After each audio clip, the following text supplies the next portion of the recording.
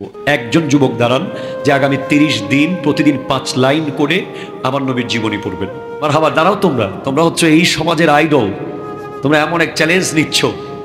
বই আছে, নবীর জীবনী গ্রন্থ আছে, কিনে নিবা ইনশাআল্লাহ। 30 দিনে 30 দিন 5 লাইন করে, কমে বেশি পড়তে পারলে আলহামদুলিল্লাহ। এই চ্যালেঞ্জ তোমরা নিলা। তোমার নাম কি? মোহাম্মদ মানিক। তোমার নাম কি? আরাফাত। মানিক এবং আরাফাত এই এলাকার দুজন যুবক একটা চ্যালেঞ্জ নিয়েছে। ঈদ মিলাদুন নবী সাল্লাল্লাহু আলাইহি ওয়াসাল্লামের পুরো মাস ব্যাপী তারা অন্তত 5 লাইন করে নবীর জীবনী পড়বে। এটা জোরে বলেন না সুবহানাল্লাহ। এভাবে ক্রিয়েটিভ কাজ করতে হবে। তারপরে 1 মাস পরে আমার কাছে বইটা নিয়ে যাবা, সেখান থেকে বলবা কি কি পড়েছো তুমি, তোমাকে পুরস্কার আমি দেবো ইনশাআল্লাহ, আল্লাহ যদি আমাকে বাঁচিয়ে রাখে। ঈদ মিলাদুন নবী এসেছে, অন্ধকার দূর হয়েছে। ঈদে মিলাদুন নবী এসেছে, জুলুম দূর হয়েছে। আমার নবী এসেছেন, শান্তি এসেছে। আমার নবী এসেছেন, সাম্য এসেছে। আমার নবী এসেছেন, সহযোগিতা এসেছে, সহমর্মিতা এসেছে, খিদমত এসেছে, সৌন্দর্য এসেছে, শৃঙ্খলা এসেছে, ভদ্রতা এসেছে, নম্রতা এসেছে, ক্ষমা এসেছে। আমাদের মধ্যেও সেগুলো আসতে হবে, ঠিক কিনা? কথা জোরে বলেন। আগামীকাল থেকে 30 দিন ঈদ মিলাদুন নবী যতদিন চলবে, নবীজির মিনিমাম 3টা সুন্নাত। কোন যুবক কি আছেন যে 30 দিন পালন করতে পারবেন? 3টা সুন্নাত। একটা সুন্নাত বলি, সালাম। এটা জোরে বলেন না সুবহানাল্লাহ। আরো জোরে বলেন।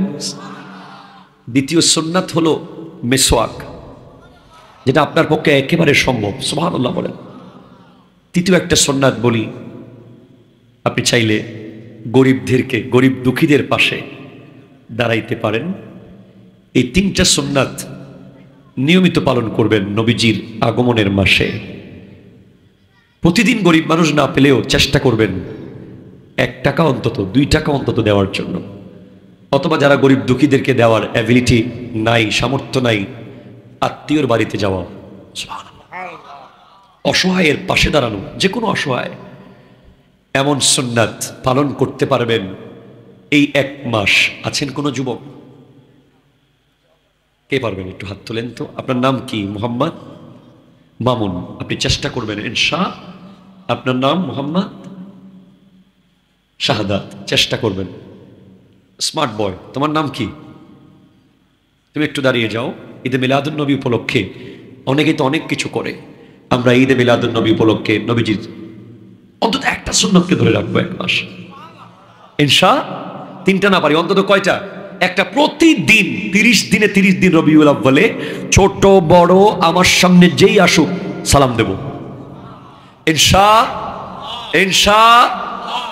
আপনি বেগানা মেয়ের সাথে সম্পর্ক রাখতে চাচ্ছেন,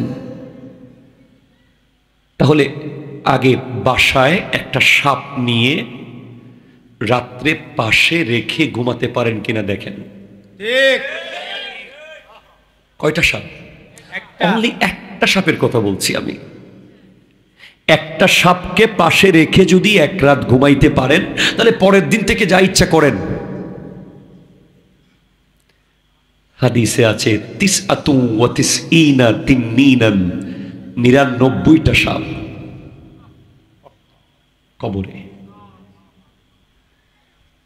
একটা সাপ যদি বাসার ভিতরে ঢুকে যায়, গোটা ঘরের সবার ঘুম হারাম, ঠিক কিনা কথা? বেডরুমে না, গোটা বাসার ভিতরে থাকলে হবে।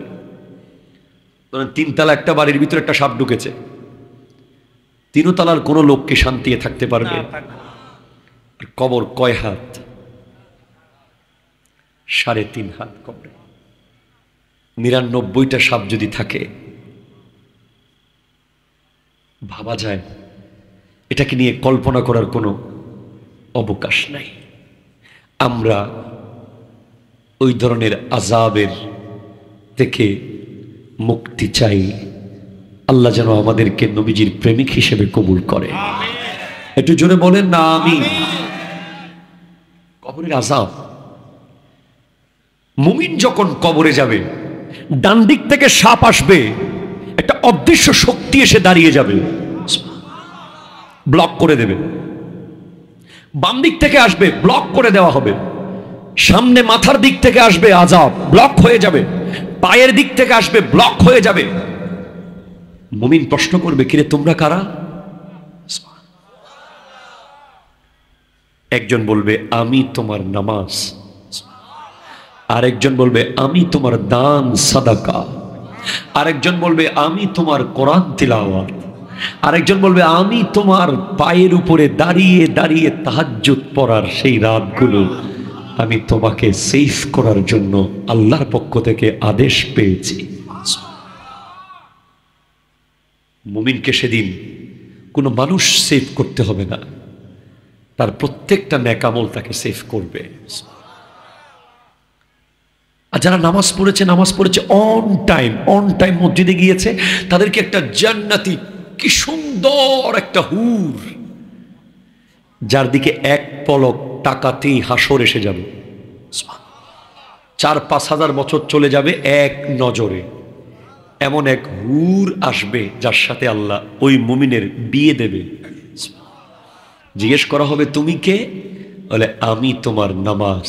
এত তাড়াতাড়ি? তুমি নামাজের টাইম হলে 1 মিনিট দেরি করতে না, তাই আজকে কবরের টাইমে আমিও 1 মিনিট দেরি করি নাই। এখানে কিছুই নাই, এটা একেবারে, এই পৃথিবীটা হচ্ছে একটা ধোঁয়ার মতো, কুয়াশার মতো, এই আছে এই নাই, এই আছে, কিন্তু আসল হলো সেটা। কবর আসল, হাসর আসল, পুলসিরাত আসল, জান্নাত আসল। এখান থেকে কারো পার পাওয়ার কোনো সুযোগ নাই। বলছেন যে আল্লাহ দেখতেছে, এই জন্য হাজার হাজার বিষয় থেকে ফেরত এসেছেন।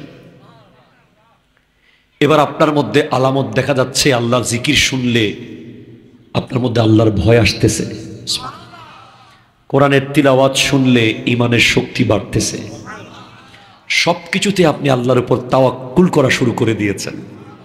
এবার পুরস্কার নেওয়ার পালা। পুরস্কার কি? আল্লাহ বলছেন কাদ আফলাহাল মুমিনুন, মুমিন সফল হয়ে গেছে। একটু জোরে বলেন না সুবহানাল্লাহ। কে সফল হয়ে গেছে? আল্লাযীনা হুম ফি সালাতিহিম খাশিউন। কেন সফল হয়েছে? কারণ মুমিন হৃদয় দিয়ে নামাজ পড়েছে। ওয়াল্লাযীনা হুম আনিল লাগযি মুরিদুন। কেন মুমিন সফল হলো? কারণ মুমিন অযথা কথা বলা বন্ধ করে দিয়েছে। ওয়াল্লাযীনা হুম লিযাকাতি ফাইলুন। মুমিন কেন সফল হলো? এমন কি কাজ করেছে সে? তার বংশ তো এত বড় না, সে তো চৌধুরীর ছেলে না, সে তো তালুকদার না, সে তো খান না, সে শিল্পপতি না, সে রাষ্ট্রপতি না, সে তো ফকিরের ছেলে, তার বিলে কাজ করে। কিন্তু সে কিভাবে সফল হয়ে গেল? বলে ওয়াল্লাযীনা হুম লিফুরুজিহিম হাফিজুন। মুমিন তো লজ্জাস্থানকে হেফাজত করেছে।